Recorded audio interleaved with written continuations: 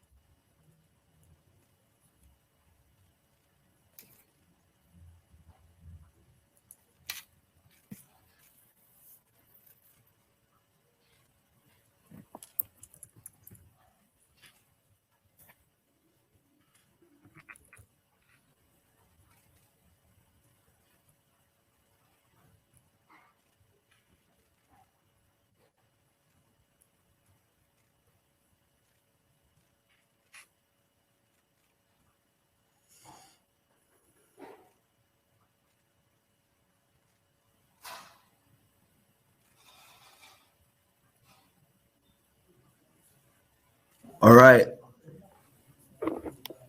right, fantastic. We are back live again. It's 3 minutes past 2 o'clock, and as promised, we are going to get started immediately.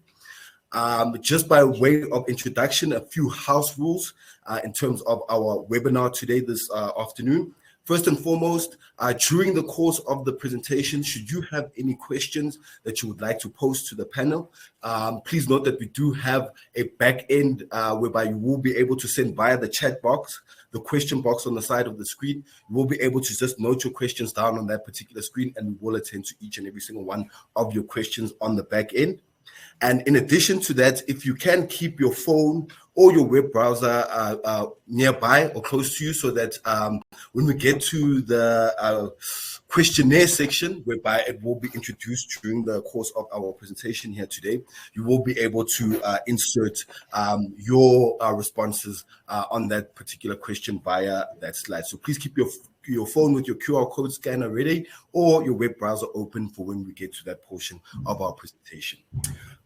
As we have noted today, this is our first live webinar that we are doing. We will be doing these webinars on a monthly basis.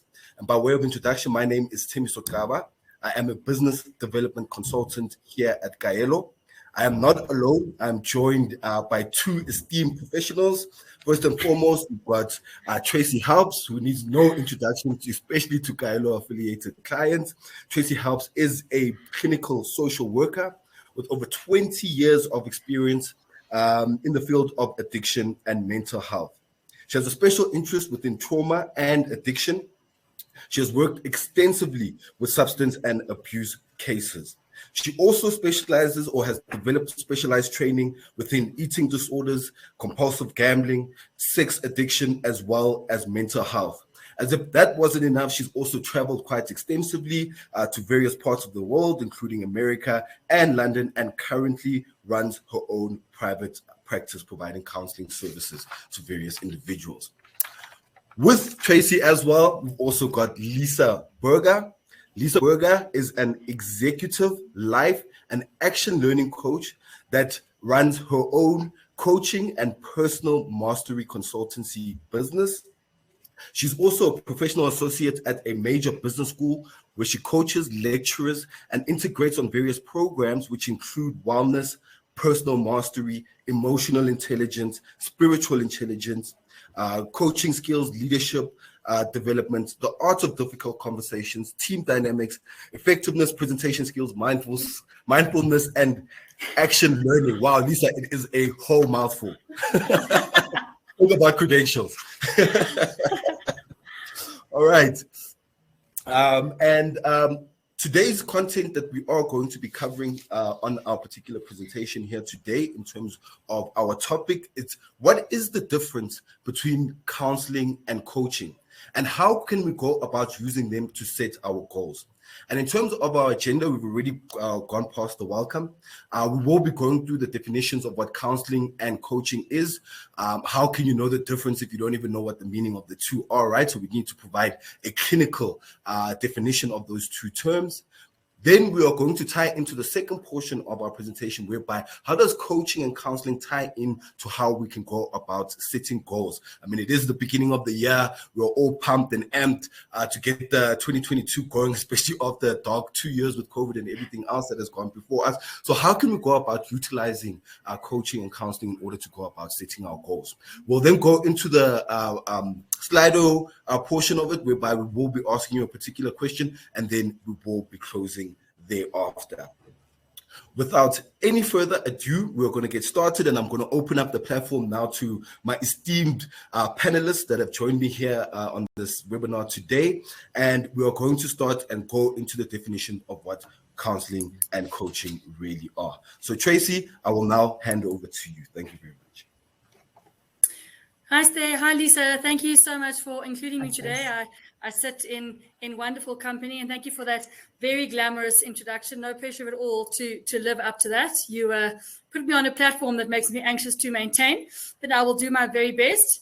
So yes, today the topic is what is counseling, what is coaching, what is the difference, and how do we use those together separately, one after the other, in order to maximize our wellness, maximize our potential, and I suppose ultimately self-actualize, which is every human being's right and our innate ability to do. So that's the conversation for today, and thank you so much for that wonderful introduction, Stay. I look forward to working with you and Lisa for the next hour or so. So let's kick off by looking at counseling.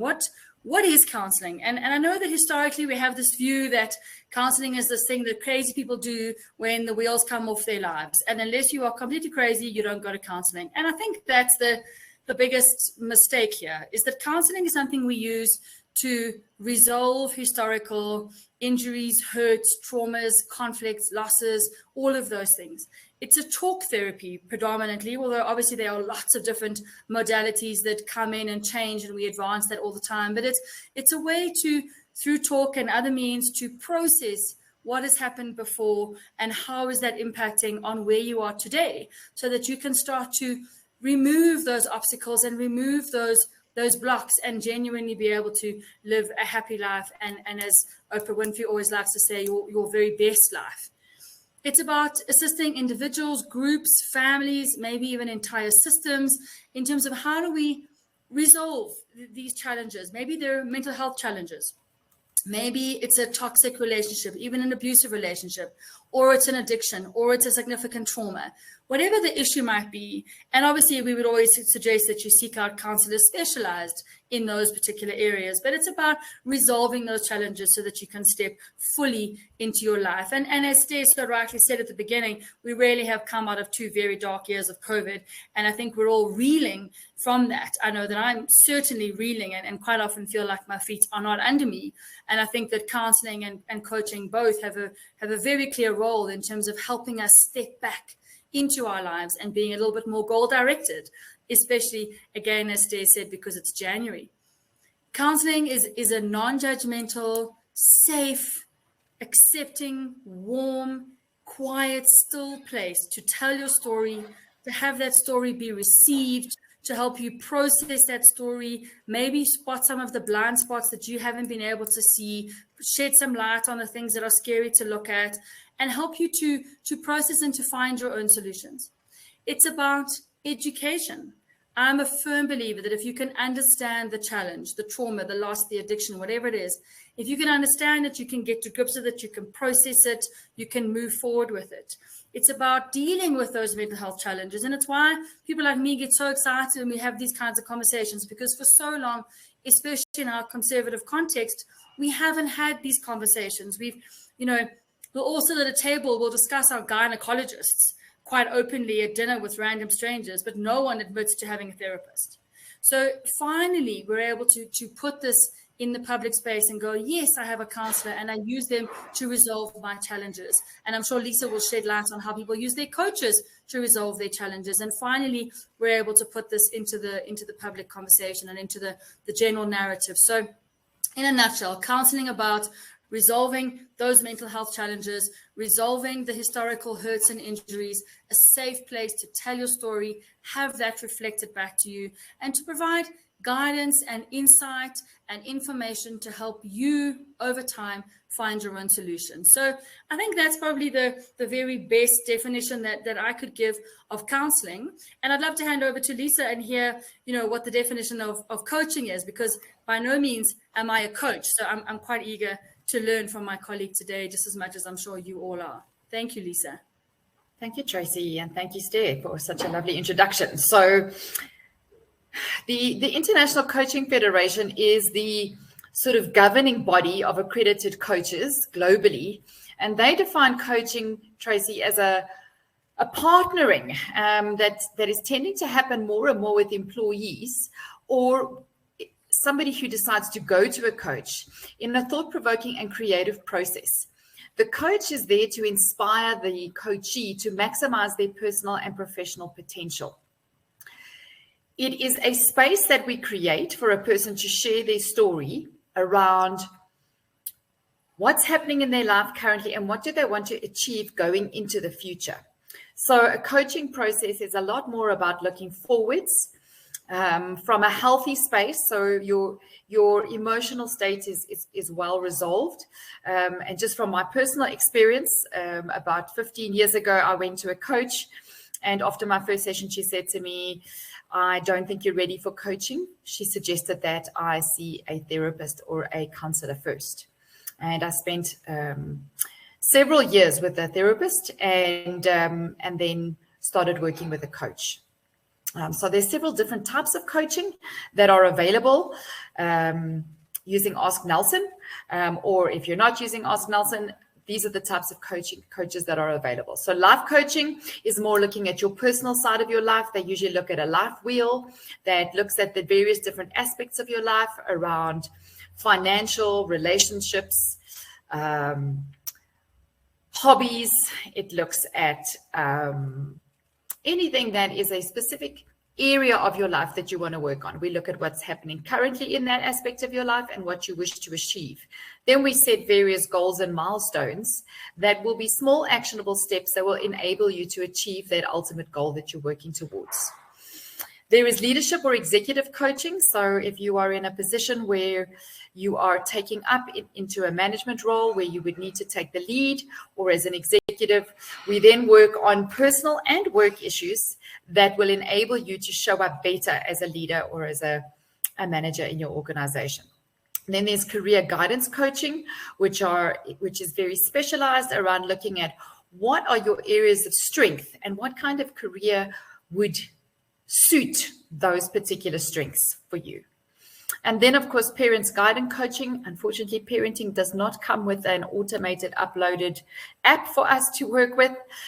So parent guidance coaching is for those of us parents who are looking for a bit of help rather than repeating the generational patterns that have been passed down from generation to generation. Very often we just parent as we were parented. So getting an outside objective person to help you to offer some ideas and solutions. So coaching differs from counseling in the following ways. And Trace, please jump in here if you feel like you want to add anything. But coaching focuses on the present and on the future, whereas counseling looks more at what's happened in the past that is resulting in what's showing up in my life right now.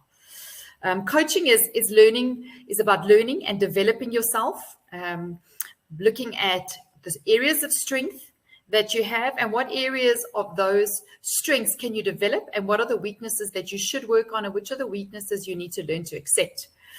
Coaching helps the individual identify their goals. So your coach may help you to get very clear on what that goal looks like, to be very specific.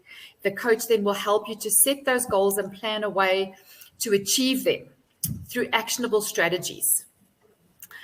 Your coach also acts as a person who's like an accountability partner. So the next time you see your coach after you've set those various different actionable steps, your coach is going to say, so what happened? What have you done? What have you learned? What worked and what didn't? And for the things that you didn't manage to do, what was getting in your way of doing those things that you had set out to do? So what we're aiming to do as your coach is to leverage your personal strengths and to maximize your potential. The focus here is on goals, strategizing, action, and accountability. Trace, is there anything you want to add there? I think you're on mute. Trace, I think you're on mute. Sorry, I've got a bit of an echo, so I was keeping myself on mute to be polite, and then I've naturally forgot about that. Thank you, Lesa. That certainly highlighted some areas that I wasn't necessarily aware of in terms of coaching. And I think what's great is that you mentioned the counselor that you saw. The coach that you saw was able to refer back into counseling. And we know that one of the core issues here is for counselors and coaches to be able to work together and really stay in their lanes. And for counselors to do what counselors are supposed to do and coaches to do what coaches are supposed to do. Because although these are very aligned fields, there are some very clear differences. And if I wanted to pick on some of the things that I think you said that are particularly relevant, I think that counseling is often perhaps more historically focused, or more focused on real problems and challenges, bereavements and things like that. Whereas, like you said, coaching is about somebody who is emotionally healthy and looking to move forward and enhance. So maybe counseling is about resolving and coaching is about enhancing, if we were to try and put different words on it. I think that looking at what counseling is and what coaching is, they're quite similar. I mean, coaching is a safe place, so is counseling. They're both non-judgmental spaces to explore your story. A counselor should never give you advice or direct guidance or provide a quick solution or tell you what to do, just like a coach is not going to do. A counselor is going to help you to explore solutions that make sense to you in your framework, in your paradigm, that are practical and applicable to your life and your age and stage of life. So I think that there's so many similarities around the two paradigms, but also lots of differences. And I suppose the goal of this webinar is for people to understand how to best use these appropriately to maximize their lives. And I particularly like the parent coaching. I have 2 small children, and people always say to me, but as a clinical social worker, surely you know what you're supposed to be doing. And then I hang my head in great shame and go, no, actually I have no idea at all what I'm doing. I'm flying blind like the rest of us. So the parent coaching is a particularly attractive option, I think, for all of us, just to get some perspective and some support. So thank you for shedding some of that light, Lesa. Thanks, Tracy. Thank you. And so I want to help you, for those of you who may be considering taking up a role as a coach or taking on a coaching role in a leadership position, as to what coaching is and what coaching isn't. So coaching is about the coach asking questions. So I taught a lecture about 2 years ago, and I was modeling what a coach should do. So every time a question came up, I rephrased the question and posted to the class so that we could gain the wisdom from the group. And I got an evaluation back at the end of that session where one of the students said, This lecturer doesn't know what she's doing because she's always asking questions. She doesn't know the answers. So clearly I did not explain that I was modeling what coaches are meant to do, but they are there to ask really great questions that to help expand your thinking. So they should never be telling you or directing you in which direction you should go in. Coaching is about coming to a solution together, and a solution that fits the person who is being coached. And that resonates, that feels like it's the right step for that person. It's not about one solution only, because in any particular situation, there are many different ways in which an objective can be achieved. A coach is about listening. So the coachee needs to feel heard and understood. The coachee should be doing all the talking, actually. They're interspersed with some great questions from the coach. The coach is to enable The role is to enable the coachee to think, to expand their perspective, maybe to offer a perspective that the coach sees in the situation or reflects back to the individual that they're coaching, to enable that person to think a little bit differently or to shift their perspective. The coach would also take on the role of giving feedback, and feedback would be, so I'm noticing that when you say this and this and this, your body language tenses up. So the coach would be offering feedback about what they're observing or what they're hearing the person say.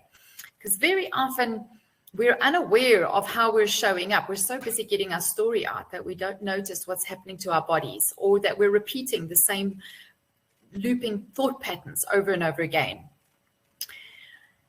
It's important that this feedback is given in a way that the person feels respected, considered, and held in high regard. Your coach is your accountability partner, as I mentioned earlier, and it is also about getting curious. The coach, their role is to help the individual become curious about the way that they're thinking, about their belief systems, about assumptions that may be sitting underneath the way that they are behaving, that may have emerged as a result of things that they learned earlier on in their life. So it's really about helping that individual get curious about their thoughts, about their feelings that may be impacting the way that they are going about achieving a particular goal. All right. I mean, that was very and highly informative. And speaking from a personal perspective, when our organization as Kaelo started to introduce coaching into our employee assistance programs from the beginning of 2021, I think for us as Kaelo employees, we were also a bit vague and couldn't really understand this difference between the two. But one of the key things that I have noticed from both yourself, Tracy, and yourself, Lesa, is the fact that to me, it seems like your counseling element is really more reactive in terms of this particular situation has happened to me. I've had this particular trauma or this particular incident has occurred, and I need some form of support. I need to speak to somebody so I can get the necessary assistance and get out of that particular experience that has brought me to this place. And then when we look at it from a coaching element, it's really about you wanting to enhance a particular area of your life and you being proactive in terms of reaching out then and getting that necessary assistance because you want to enhance your life in that particular area or in that particular dimension. So I think from that perspective, it really does give us good grounds for all of us that are on this webinar right now to be able to differentiate between these two elements and how they can be of assistance to us and our loved ones. Having set the foundation now, ladies, I think it is imperative now, because now that I have an understanding of what the difference is between counseling and coaching, how can I go about establishing goals utilizing counseling or utilizing coaching elements? And I want to open up this floor because one of the key things, especially now, when we, and this is something I've been telling myself since I've entered January 2022, is that I look at my shirt and I can see the bulges that are coming out of it. I'm literally busting out of my shirt right now at the moment, and it is uncomfortable. And this is the thing we do each and every single year. We frame it as New Year's resolutions, which is underpinned by a goal at the end of the day. But a lot of us are really looking at ourselves, looking at our bodies, looking at our general health. And now, can you give us a few examples? And Tracy, I think this would be a really good one because I believe everybody's thinking the exact same as I am. Had a very long December, enjoyed and indulged myself all over December. And unfortunately, I'm paying the price right now.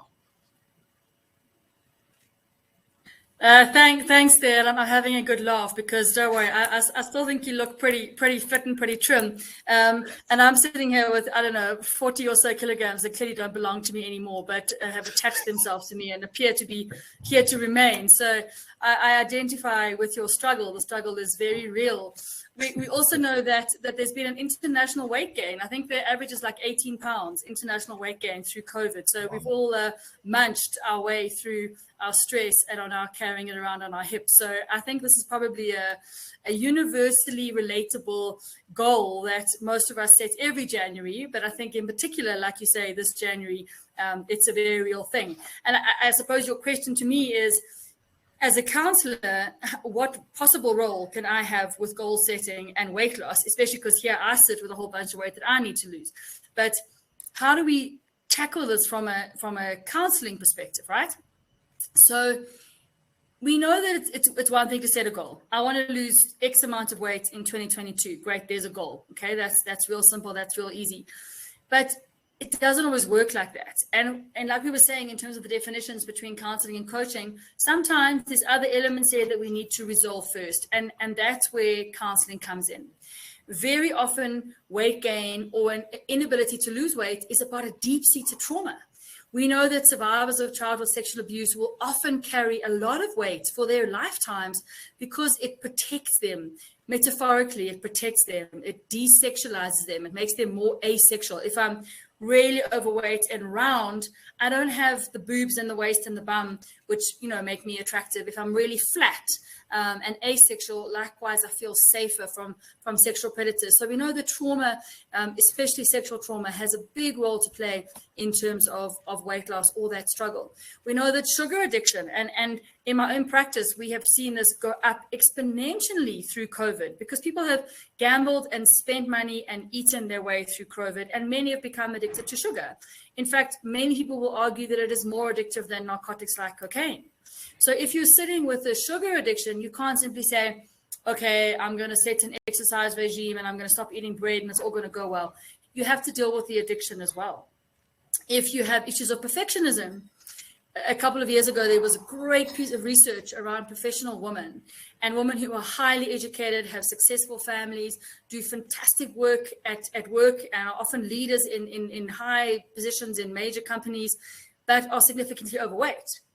And what they found out is that these women needed one area of imperfection in order to feel accessible to people around you, to feel human and not like the superhuman overachiever. So sometimes there's issues of perfectionism and achievement, and we need to soften the edges there. So as you can see, there are a lot of scenarios that complicate, I'm just going to eat less bread and exercise more. It's not always that simple. If someone's in a currently abusive situation, they can use weight gain or weight loss, again, to protect themselves metaphorically, or to become invisible. People who are significantly overweight often are hiding from themselves and people around them, or they're stress eating or stress not eating. So I'm repeating myself, but lots of dynamics here.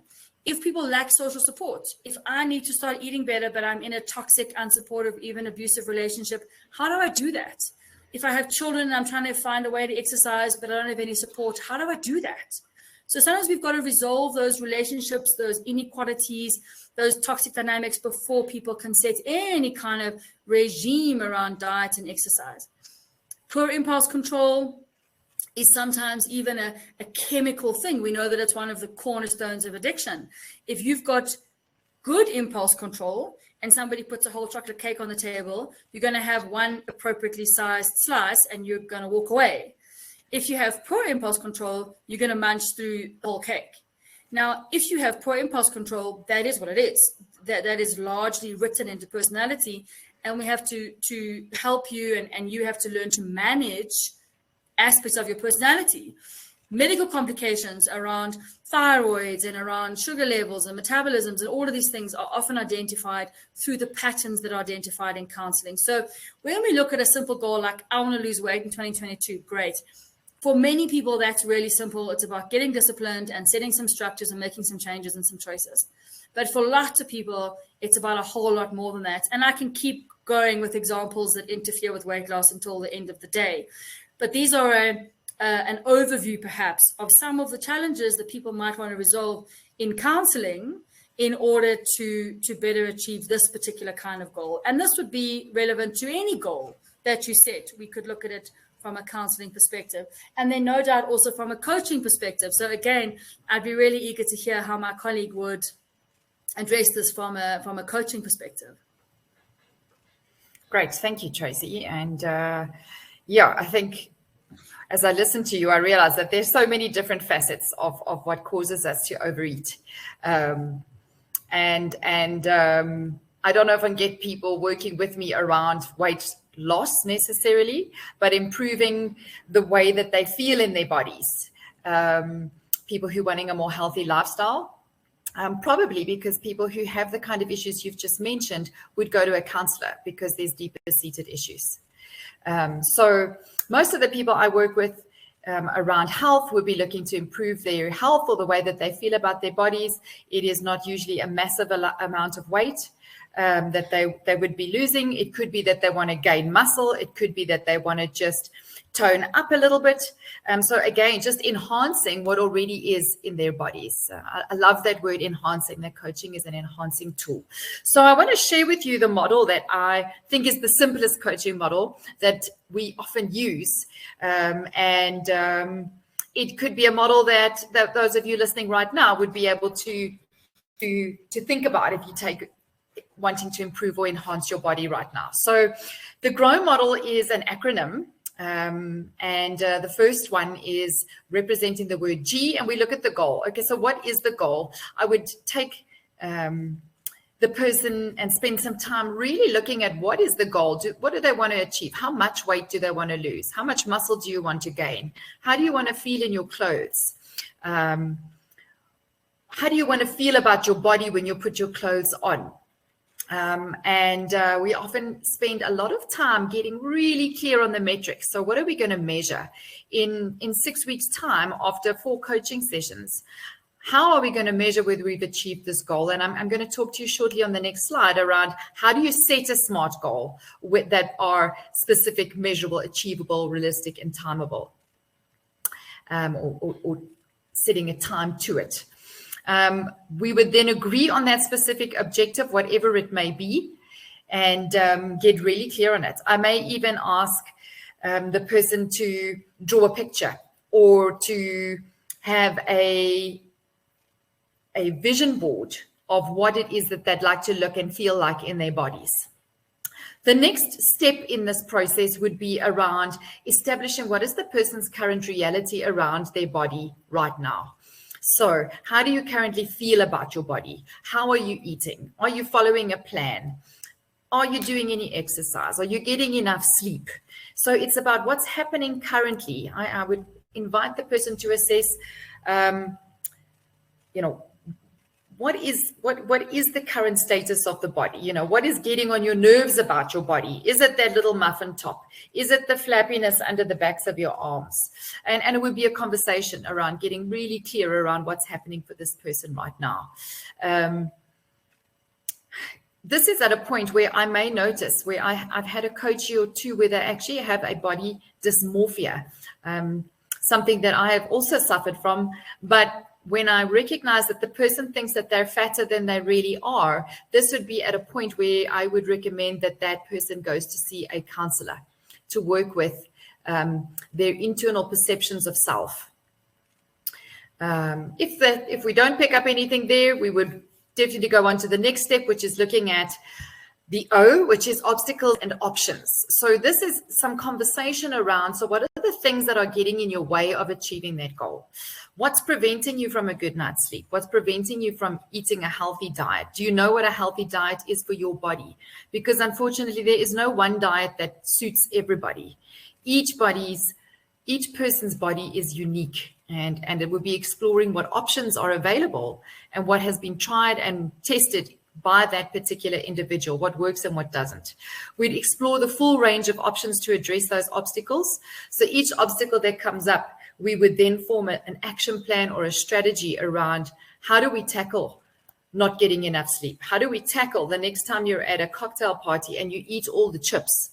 What are the things that you could put in place to prevent yourself from scoffling all the chips? Reminding ourselves that the coach is there to ask questions, to help this individual explore, for that individual to come up with the suggestions themselves. It is about getting curious about what the possible options are. And the last step is then looking at the willingness or the way forward.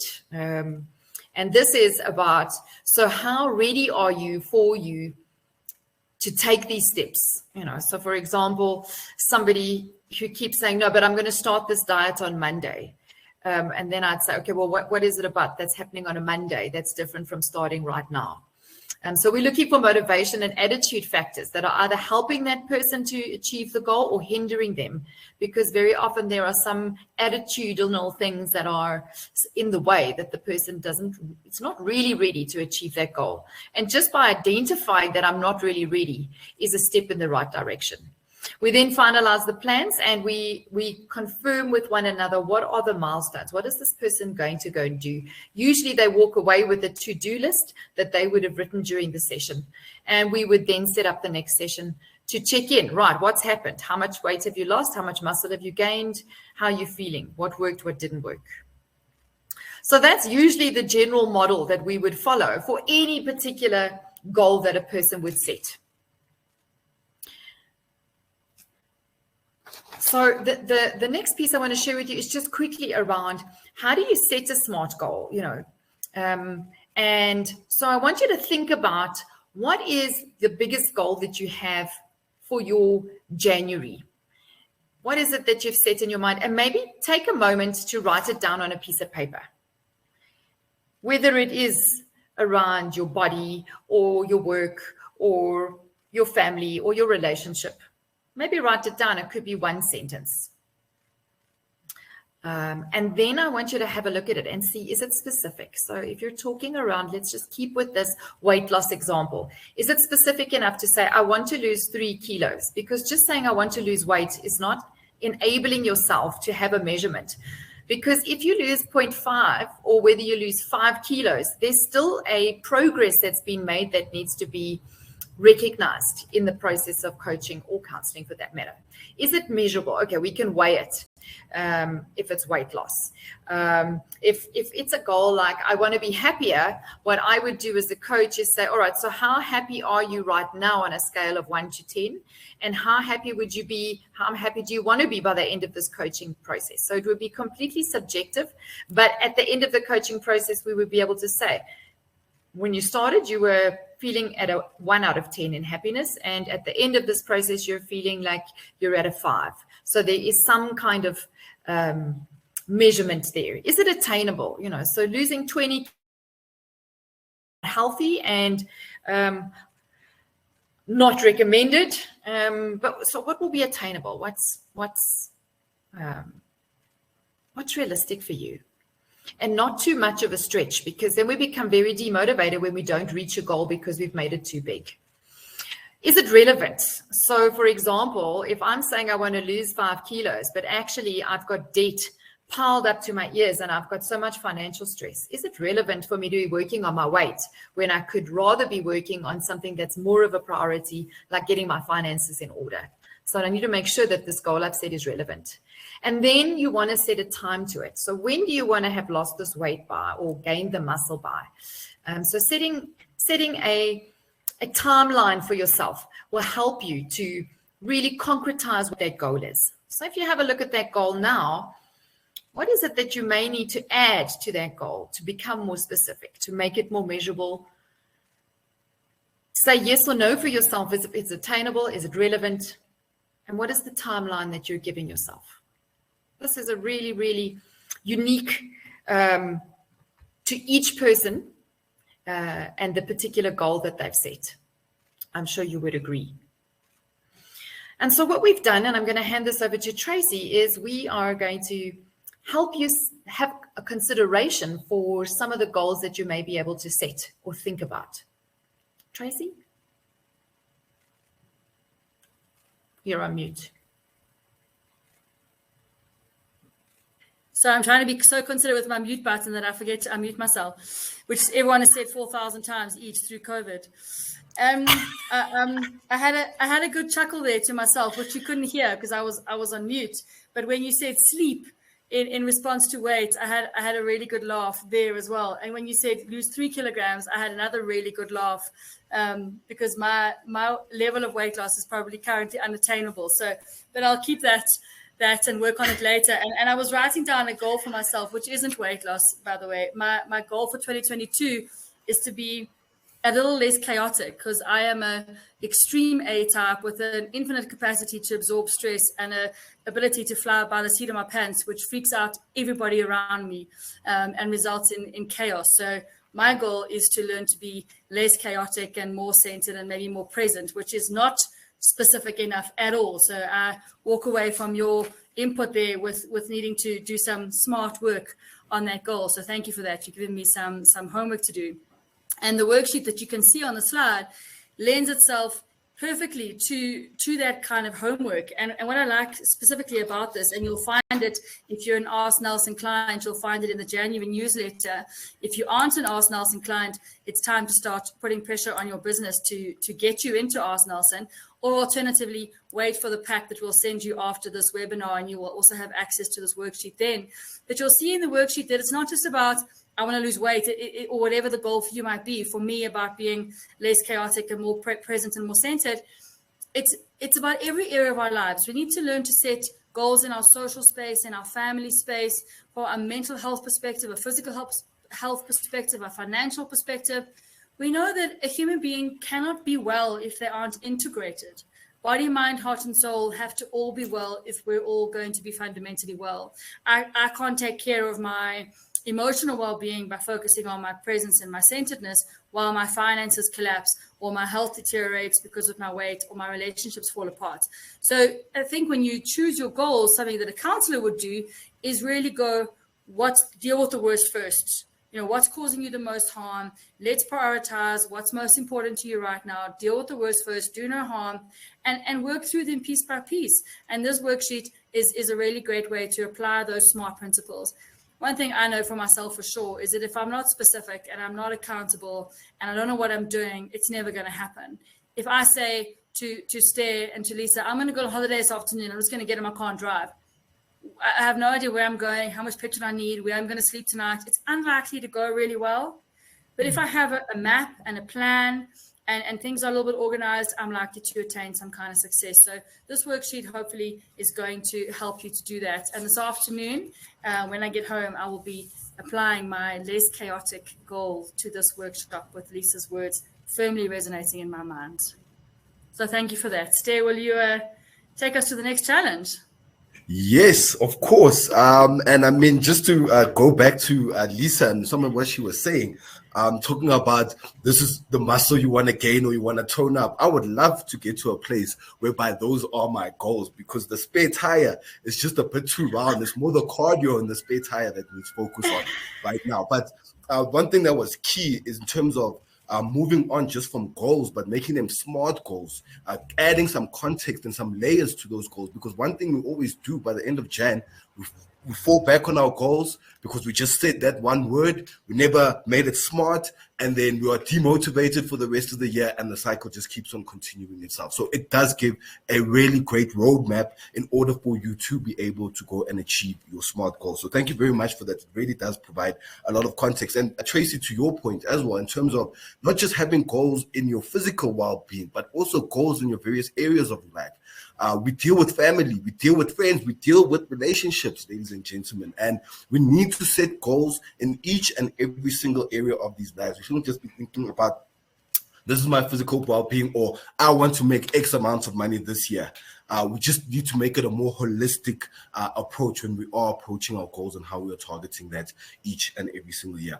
I did say when we started off this webinar session that we will be having a bit of engagement, some interaction from our audience that we have had here today. I think we peaked at 230 individuals. So thank you very, very much, ladies and gentlemen, for joining us on this particular day. We're going to have a little bit of fun now.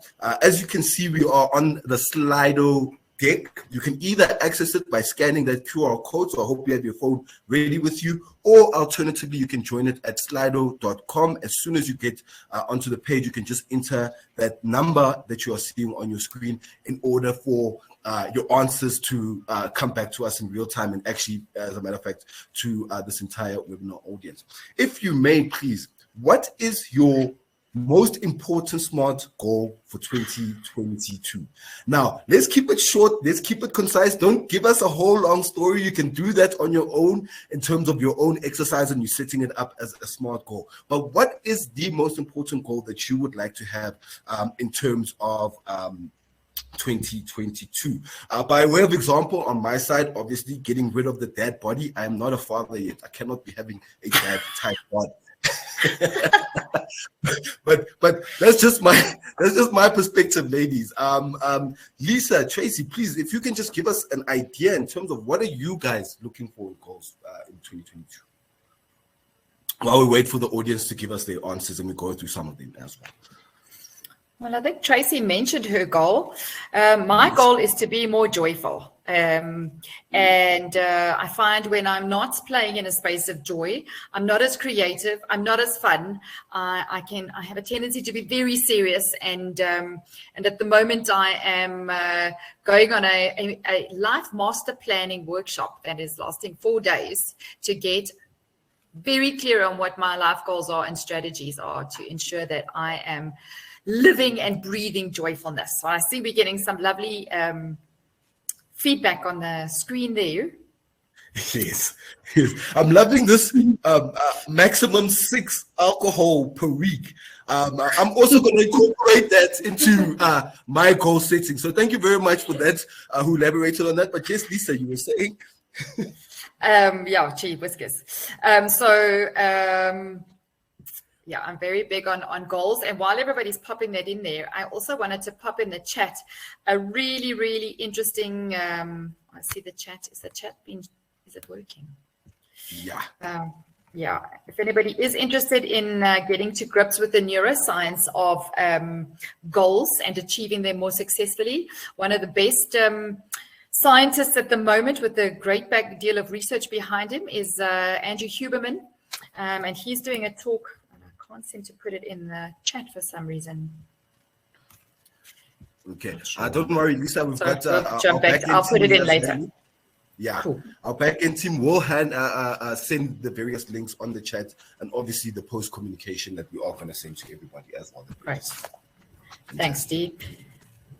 Okay, which one of these shall we tackle here, Trace? Great. I'd love to jump into that one that came up first, that declutter my house. And why I would jump on that one is because as a counselor, I know that the clutter has such an impact on our levels of anxiety, and we actually can't feel good about ourselves. And we know that a person's physical space represents their mental health space as well, and vice versa. So that's a great goal. And if I was tackling that as a counselor, I would already start to go, what is difficult for you about letting go? What relationship issues haven't you resolved that you don't feel able to let go of things that are representative of people or relationships or experiences? I would talk about people's security or insecurity, their confidence to move forward, their ability to think forward. So for me, a goal like that has a lot of scope. And I'm hoping that if that's your goal, you're thinking about reaching out to Ask Nelson or any other counselor and just going, okay, this goal is really important to me, but there's things in the way. I find it difficult to let go, or I'm overly attached to things that I've now lost. Maybe I haven't grieved. Maybe I need support through grieving. And if you talk about clutter, Maria Kondo has to be, the greatest speaker on clutter and those issues. And she has this wonderful philosophy where she says, you go through, and I've done this several times in my home and am now literally down to the bones. And you go through your whole space and you pick up every single object. I pick up this pen, which is not mine, so I won't give it away. But you ask yourself, you say, does this object have a purpose, or does it bring me great joy? If it has a purpose, I need to keep it, but I only need one. So when I open my top drawer in my kitchen, I have 5 bottle openers. I don't even really drink things that require their lids to be open. So why do I need 5? I need 1. Get rid of 4. So if it has a purpose, keep 1. Or it must give you great joy. So it's purpose or joy. If it doesn't give you either of those things, you need to release it. You can even thank it. Thank you for when I received you. It made me happy because my granny gave you to me. But that moment in my life has passed, and I'm able to release it and allow someone else to enjoy it. And there's a huge emotional process that goes with that. So read into Maria Kondo. She's absolutely fabulous. But if you're struggling to declutter and let go, then something like counseling has a big space in terms of resolving those blocks and those insecurities and that struggle to let go, which can be tough. And maybe, Stare, you can get some counseling on how to let go of the tire. I would love that. Thanks, Trace. So I probably need to declutter a bit myself because I'm a hoarder and I really struggle. So maybe it's not a coaching intervention that I need. I definitely hang on to relationships too. So thank you for that. From a coaching perspective, I would look at it from what is it that you need to declutter and what is the impact of staying with it exactly the way it is right now. What is the ultimate goal? What do you want your space to look like? And what are the steps we need to take in order to achieve that? And what's getting in the way of you taking the action to, it could be going through the process that Tracy just suggested. The action step. And I just want to throw one out there because we're getting a very few common ones. Obviously, the weight loss is quite a trending one. Less procrastinating, people wanting to get more active and reach their goals, smart goals. Remember, ladies and gentlemen, this year, improving fitness. But one that is obviously have a financial one as well there that is popping up quite predominantly. Obviously, finances affect us in a multitude of ways. But one that is key to me right now is this family time. And I just want to throw it out to the panel right now. We were cooped up with our families for large periods of time during lockdown. Personally, I'm looking in the opposite direction from these people, but clearly some of us want to be, as a goal this year, spending more time with our families. And like, why is this coming up now? Because you would think after being cooped up in small spaces for such a protracted period of time, we would be wanting to get away from them at the moment. Stare, I'd love to kick off on that one. I think that there's two dynamics there. One, there's a big difference between quantity and quality. And I love my children dearly and I love my quality time with them, but there's a quantity at which point it becomes too much. So I think when people say family time, I think they mean focused, meaningful, centered, grounded, present family time that adds value to everyone's life. And there's so many beautiful family rituals that we can do. And if we look at that kind of goal from a counseling perspective again, and this might overlap a little bit, Lesa, you can tell me where it does. If we're looking at why is someone not having family time? Is it that they're unable to set boundaries at work and are working excessively? Are their relationships toxic? Are they not able to balance their lives for whatever reason? Is their time management squonky? Like, what's the problem? And we've identified that, then we'll be able to go, okay, this is counseling appropriate because you're in a toxic relationship and we need to resolve that, or you lack social support, or whatever it is. Or is it a more coaching element where it's about discipline and time management? And so again, that's an awesome goal. And I think that there's so many great goals on this page: improving fitness, saving money. And I would really encourage all of you to take a moment and go, can I put my head down and resolve this goal? Or are there things in the way? And if there's things in the way, decide for yourself, is it appropriate to coaching or to counseling? And reach out for that. And if you have no idea if it's appropriate to coaching or to counseling, then the counselor or the coach that you approach will guide you through that. The counselor will say, no, go to a coach, or the coach will say, no, go to some counseling, come back to me when you're resolved. So reach out to either one if you're not sure, because these are really great goals. And if we can apply ourselves in these kinds of ways, we can achieve them. Yeah, 100%. Yeah, thanks, Trace. I think you're spot on. Any of these could be either a counseling or a coaching opportunity, depending on what underlies the issue. Yes. Like I know I'm fat because I eat too much chocolate. That's clearly a coaching issue around discipline and priorities. So I know where I need to go, but sometimes we're not so sure. That is a brutal truth that you're telling yourself there, Trace. I think having hard conversations with yourself is the start of process for either counseling or coaching at the end of the day, isn't it? Recognizing where the particular issue in your past and your future and where it lies, that we may be able to take this further. In terms of moving on, for the interest of time, we've got 5 minutes left within our session. Tracy, if you will, please, can you just take us a little bit further with regards to asking for help? Great. Thank you, Steve. You've lined us up perfectly. You've managed some challenging personalities with great eloquence and decorum. So yes, if you want to take this further, what do you do? And I'm hoping that many or most of you are Ask Nelson clients, and you'll reach out to Ask Nelson and engage with the counselors or the coaches or both, together or one after the other, to really set some goals, and maybe even more importantly, to resolve those blocks that are in the way of those goals. So whether it's about counseling and resolving the historical stuff, or coaching and setting a way forward for yourself, either which way, reach out to Ask Nelson. We have both the counselors and the coaches available to really take you through this process. And let's make 2022 the year that we all step back into our lives, back into our fitness regime, stop eating our way through the stress, away from our families, but present for them when it's appropriate. So all of these beautiful things, it's past time that we step back into our lives after 2 years of horrible, horrible COVID. If you're sitting without Ask Nelson, I think it's appropriate to reach out to your HR department and get some support in that capacity. Remember that family and friends and colleagues can also really add accountability. If you do a goal with somebody else, if I say to stay, right, we both want to lose some weight, let's walk together every day, let's bring a salad for each other to work, you bring Monday, I bring Tuesday. Like you can use your colleagues, your family, your friends to build accountability, to do it with somebody, to track your progress, to help you find some of your blind spots, to motivate you. It doesn't always have to be a professional person. Often we can draw great support from people that are immediately available to us. Go and find a counselor or a coach. You can reach out. There's many, many organizations that will help you. And if finance is an obstacle, there are very low cost or even free resources that are available. You just have to scratch around just a little bit, and you can find those if you don't have Ask Nelson. Again, your spiritual leaders, wonderful place to get reflection, to get a non-judgmental, safe place to explore your story and set some goals and move forward. So I think the key message here is don't be afraid to ask for help.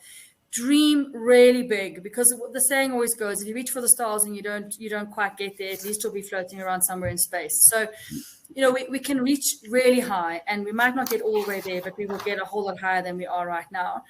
And there was a great quote that came out of the most unlikely place, actually, out of America's Got Talent. And this guy had adopted some kids who'd come from really, really challenging environments. And he came onto America's Got Talent to show them that you can dream anytime. Even when you're focused on survival, you can lift your head up for a moment and you can go, okay, I can process those blocks. I can resolve those issues. I can dream again. I can set those goals. So I'm hoping you're sitting here like me, scribbling on a piece of paper going, my goal this year is to be less chaotic, more centered, more focused. And you found something that sets your heart a little bit aflutter, and you can reach out today or tomorrow and get some help with that. So thank you, Steve, for allowing me to speak to that. 100%. If you are an Ask Nelson client, I think Stay will take you through how you reach us and how you communicate with us, because we are all eagerly awaiting your communications. Yes, this is my bread and butter. This is what I actually do get paid to do here at Kaelo as a new business consultant. But nonetheless, for all of you that are on our Ask Nelson solution, with our fully fledged Ask Nelson solution that is based at your employer, or our student support option that looks at the students, or our digital solution that is available directly through the mobile app, or even our Africa solution that we offer, while not these particular details for Africa, we have other alternative contact details for Africa, but it is a product and a solution that we do offer under this bouquet. 24 hours a day, 7 days a week, 365 days of the year. You can reach out to us on our call center for immediate assistance. Please note that our financial and our legal advisory services are only available Monday to Sunday, 8 to 5 p.m. And our virtual counseling sessions are available Monday to Friday, 8 to 7 p.m. as well. Due to the dynamics of our country, we understand that sometimes calling, sometimes not always possible. Therefore, you can send a please call me. You can send us an email, an SMS, a USSD, or via our website. You will be able to deal with our various services that we provide on a psychosocial support basis. Please note that whenever you reach out to Ask Nelson, your confidentiality is guaranteed. The nature, the subject of the matters that we deal with through our Ask Nelson various service points is highly sensitive. You've made that brave decision to go and ask for help. the last thing that we want to do is break your confidence. So whenever you speak to our counselors, whenever you speak to our coaches, whenever you speak to our financial or our legal advisors, you can have 100% confidence in knowing that your confidentiality is guaranteed. No one at your employer, not your manager, not your executives, nobody else will find out exactly what you are discussing here with us at Ask Nelson. Ladies and gentlemen, want to extend our humble appreciation and thanks for attending our session here today. Please note that we will be sending a recording and a toolkit will be emailed within the next 2 to 3 days after this session. And thank you for indulging us for a minute longer. Before I do wrap up, I would like to give opportunity to my esteemed panelists to be able to say their goodbyes real quickly. Thank you very much. Thanks, Dave, for having us. Thanks, Kaelo, as always, for inviting us to speak to your clients. And thank you to everyone who was present. And I hope it was helpful. And I hope you set some awesome goals. And 2022 is the year that we take back our lives. Be well. Take good care. Until the next time. Bye. Thanks, Tracy. And thanks, Dave. And thank you to the admin team that have enabled this for us. Thank you, Kaelo. It's an absolute pleasure. I hope this is something that you'll be able to use. And may you reach for those goals and achieve them. Thank you so much.